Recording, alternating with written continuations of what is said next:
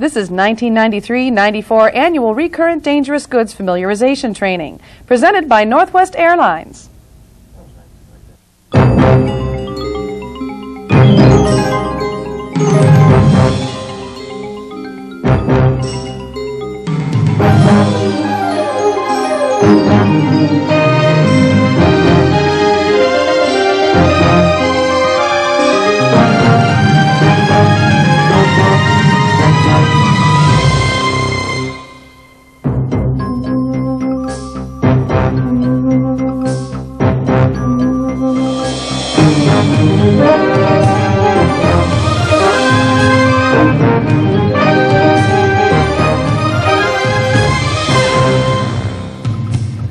Hello and welcome to the air transport industry and the world of dangerous goods. This is a world that is fast-paced and is increasingly becoming more time-sensitive. It's a world that relies on you to keep it safe and secure from danger, harm, or loss. Every day you are responsible for the safety in air transportation of millions of tons of cargo and passenger luggage to all parts of the world. Among these shipments are a significant number of items classified as hazardous materials, or in the air industry, as dangerous goods. Dangerous goods are defined as articles or substances which are capable of posing a significant risk to health, safety, or to property when transported by air. During this program, we're going to examine the legal basis of the rules and regulations governing air transport of dangerous goods. We'll review the 9 classes of dangerous goods, explain the shipper's responsibilities, state and operator variations, and the operator's responsibilities. We'll also outline emergency response procedures and training requirements. Safety is the #1 priority in air transportation of dangerous goods. To ensure safety, individual country governments and the United Nations have developed and compiled specific rules and regulations required when shipping dangerous goods by air. Mike Hoffert from the Federal Aviation Administration and Todd Strobel from Northwest Airlines detail the legal basis of these rules. As shippers, freight forwarders, and operators, each of us must comply with the rules which govern air transportation of hazardous materials, also known as dangerous goods. The rules that we follow are governed by both international and U.S. laws. The United Nations International Civil Aviation Organization, known as ICAO, develops technical instructions for the safe transport of dangerous goods. The domestic regulations for air transportation are developed by the U.S. Department of Transportation. The Federal Aviation Administration enforces these laws, which are published in the Code of Federal Regulations, Title 49, commonly referred to as 49 CFR. 49 CFR is the legal document for all modes of transportation within the United States. 49 CFR Section 17111 allows the ICAO technical instructions to be used as an acceptable alternative to 49 CFR. The IATA regulations, published by the International Air Transport Association, are an easy-to-use and more understandable version of the ICAO technical instructions. Most airlines use the IATA dangerous goods regulations for their shipping and acceptance of dangerous goods by air. Each year there are notable changes in the rules governing the air transport of hazardous materials. There are word changes, different interpretations of the rules, and additions of new regulations, so it's the shippers, freight forwarders, and operators' responsibility to be current with the regulations and keep up to date with those rules that apply to your organization and your work area. Civil and criminal penalties may be enforced upon any shipper, freight forwarder, or operator who violates the rules of 49 CFR or the ICAO technical instructions. 49 CFR Section 107.329 details civil penalties and requires that violators be fined not more than $25,000 nor less than $250 for each violation. When the violation is a continuing one, each day of the violation constitutes a separate offense. Section 107.333 details criminal penalties and requires violators be fined or imprisoned for not more than 5 years or both. Cooperation between shippers, freight forwarders, and operators and government regulatory agencies is essential. Dangerous goods are categorized into 9 classes. Each represents a separate and distinct type of hazard.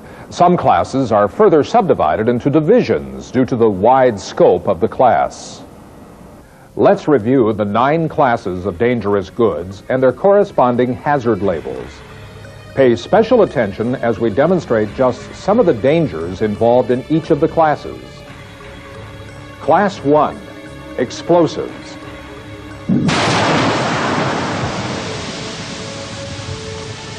Class 2, gases.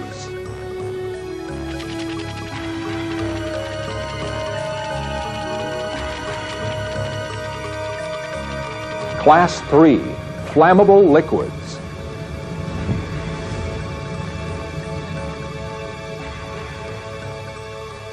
Class 4, flammable solids.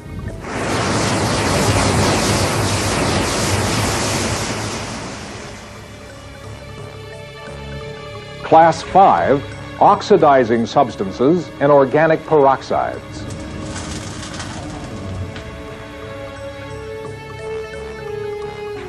Class 6, poisonous and infectious substances.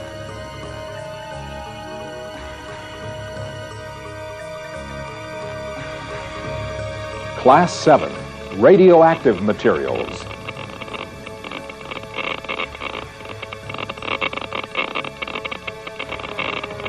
Class 8, corrosives.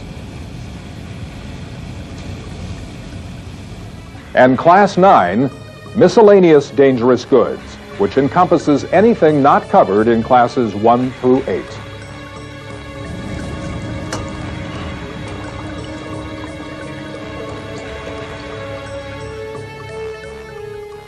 The hazard labels, like those you've just seen, are required for dangerous goods in all classes.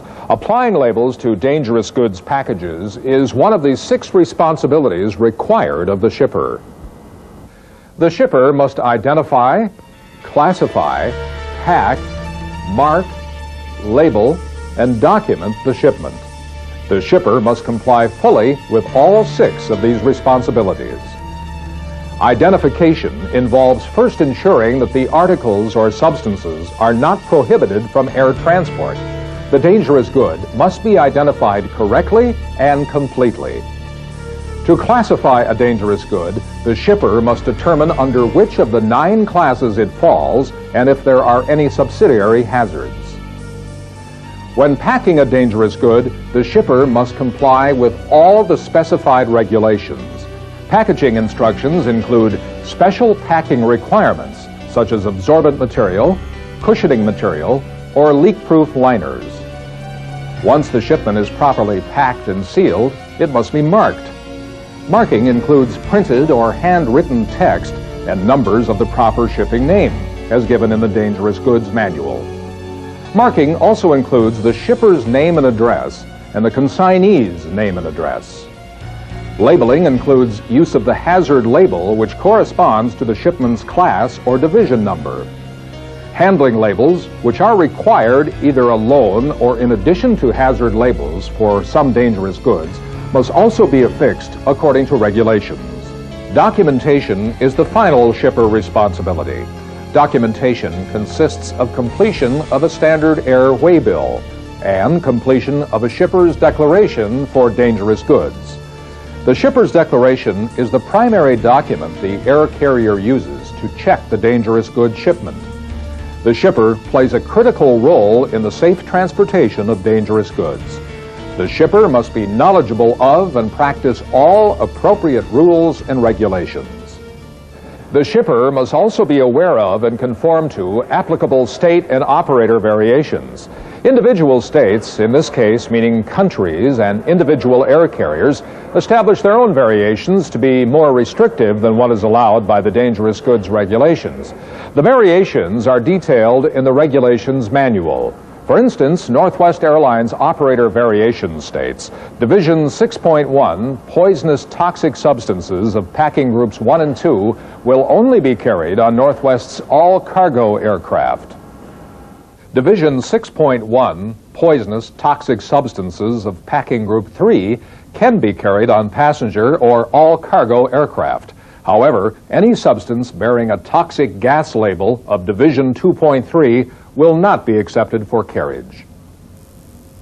As an operator, each air carrier has certain explicit rules and procedures it must follow when transporting dangerous goods.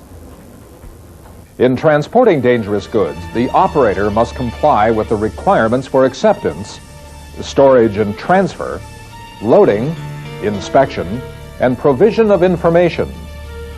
When accepting a dangerous goods shipment at the cargo counter, the agent must make certain of the contents of the dangerous goods shipment.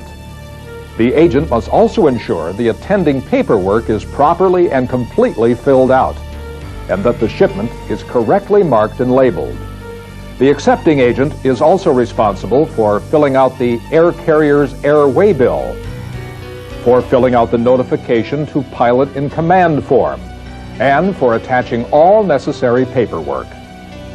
It's important to remember that shippers may not be properly trained on the current regulations, or a shipper may actually be deliberately concealing a dangerous material or substance. So acceptance of dangerous goods requires a healthy sense of suspicion. When accepting luggage at the ticket counter, agents need to be equally wary. Many items passengers carry on a regular basis are actually considered hazardous and are not allowed. Dangerous goods are generally forbidden to be carried by passengers or crew members and from being in checked or carry-on luggage. There are 16 exceptions listed in IATA to this rule, which allows certain items in limited amounts. The exceptions are outlined in the regulations. The airline's customer agents are the air carrier's first line of defense in preventing a tragic incident. Once a dangerous good has been accepted, the operator is responsible for properly storing the shipment before its departure and after its arrival at the destination station. Proper storage includes adhering to regulations governing the distances allowed between various dangerous substances and materials, as well as temperature and ventilation requirements. The operator is also responsible for safely transferring the shipment on the ramp to the aircraft. When loading a dangerous goods shipment, ground crew personnel must understand and process the information provided by the shipper and cargo agent. Recognizing the shipment as a dangerous good and loading it according to its specified regulations is required. Thorough inspection for signs of damage and leaks is essential during each step of transportation, including immediately before the shipment is loaded and after it is unloaded. During loading, ground crew personnel must complete and sign the notification to pilot in command form. On the form, they must note which bin the shipment is in and verify the accuracy of the information provided by the shipper and the cargo agent, including the dangerous goods UN or ID number, the proper shipping name, the emergency response drill code, and emergency response telephone number. The top copy of the notification to pilot in command form must be given to the pilot in command before departure of the aircraft and must be readily available to him or her in flight. Despite our best efforts, dangerous goods incidents and accidents do occur in the air industry. Although most of them have not been tragic, each of them has been serious, alarming, and life-threatening. For instance, in a recent DOT incident, a company was fined $15,000 for not properly identifying a shipment that was found to contain a flammable liquid. The shipment, which was labeled only as sailboat parts, leaked due to improper packaging. The DOT found that the company had not properly certified, marked, labeled, packaged, and described the shipment, and that the company had failed to instruct its employees on how to follow the hazardous material regulations. In another incident, a flight crew began to feel nauseous after boarding an aircraft bound from Gatwick to Lagos. Their eyes watered as if exposed to onions, and they felt ill. An investigation revealed the acetone-type smell coming from a shipment in the cargo compartment containing over 20 tons of plastic shoes and soles. Some plastics, like those in the shoes and soles, can produce obnoxious odors when loaded in bulk on aircraft. These odors endanger air safety by inducing nausea to the pilots and crew. In passenger luggage-related incidents, a smoking suitcase with a broken gallon glass jug of nitric acid was pulled off an aircraft just before the luggage caught fire. And a suitcase filled with toilet articles and loose book matches exploded when dropped by a luggage handler. If not handled properly or mislabeled, dangerous goods represent a hazard to cargo and ramp employees, passengers and crews, and aircraft. If an accident occurred, would you know what to do? Todd Strobel explains emergency response procedures. Each air carrier and station has a set of emergency response procedures. The steps outlined in those procedures must be followed closely. There are 3 sources to consult when responding to a dangerous goods incident or accident. For initial emergency response procedures, refer to the DOT Emergency Response Guidebook. Government regulations require each station to have this book immediately accessible to operations personnel in case of an accident or incident. Additional help can be found in ICAO's Emergency Response Guidance for Aircraft Incidents Involving Dangerous Goods, which contains emergency drill code information. For further assistance, call the 24-hour emergency response telephone number, which is required and listed on every shipper's declaration. Then, follow your local emergency action plan, which usually requires notifying the police and/or fire department. After you have initiated your local action plan, you must call the nearest FAA Civil Aviation Security Office if the incident meets certain specific criteria as listed in 49 CFR Section 175.45a. The FAA must be notified whether the incident is cargo or passenger luggage related. A hazardous materials incident report form must be filled out and forwarded within 30 days to the nearest FAA Civil Aviation Security Office and to the U.S. Department of Transportation. If a discrepancy meeting the criteria of 49 CFR Section 175.31b occurs, the nearest FAA Civil Aviation Security Office must be notified by telephone as soon as practicable. Safety is, of course, the #1 priority during air transport of dangerous goods. Each of us must be alert to potential dangers, know your station's emergency response procedures, and work to ensure your safety as well as the safety of your fellow employees. To assure thorough knowledge of all aspects of transporting dangerous goods by air, each government has created training requirements. They are general awareness training, function-specific training, and safety training. General awareness training familiarizes the employees with the regulations and enables understanding of hazard communication requirements. Function-specific provides in-depth knowledge and understanding of how to achieve regulatory compliance in each of the specific tasks the employee performs. All hazmat employees must be trained in their specific functions. Safety training provides understanding of emergency response information requirements, accident avoidance measures, and emergency response procedures. FAA Program Manager Mike Hoffert specifies where to locate training requirements. Training requirements for air carriers are referenced in another manual of the Code of Federal Regulations called 14 CFR. Air carrier training requirements are listed in 14 CFR Section 121.433a and 135.333. Training requirements for shippers and freight forwarders are listed in 49 CFR Section 172.700. Training is essential to the safe transportation of hazardous materials. Each of us must learn, understand, and comply with the Code of Federal Regulations. And we must be able to correctly respond in an emergency situation.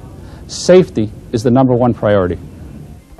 Whether you're the shipper or the operator, each of you plays an important role in ensuring and promoting the safe transportation of dangerous goods by air. Because the airline industry is the most restrictive, if each of you complies with your responsibilities, the shipment by air will continue to be the safest mode of dangerous goods transportation. Thank you for promoting and ensuring the safe air transportation of dangerous goods. Keep up your great work and have another safe year in the world of dangerous goods. We're in our final approach for landing. Please fasten your seatbelts and raise your seatbacks to the full upright lock position. This has been 1993-94 Annual Recurrent Dangerous Goods Familiarization Training. Presented by Northwest Airlines, the #1 guiding principle for Northwest Airlines is never compromise safety. To order this tape or for more information on approved training programs and public seminars, call Northwest Airlines Cargo at 1-612-726-2039 or 1-800-NW-CARGO.